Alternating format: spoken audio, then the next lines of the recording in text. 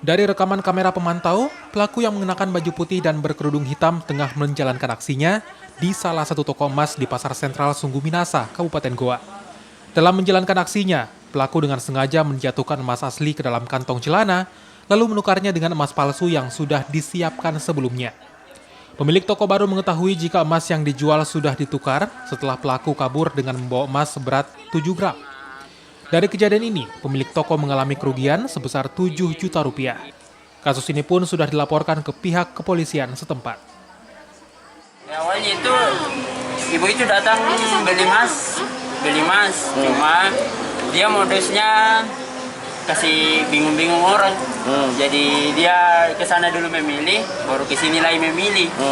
Sampai di sana dia jatuhkan barang saya yang asli emas.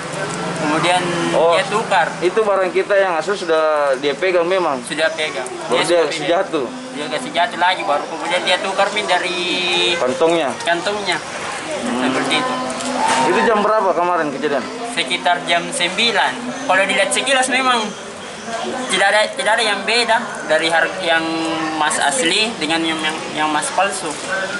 Cuma kalau diperiksa dengan teliti dia sudah beda.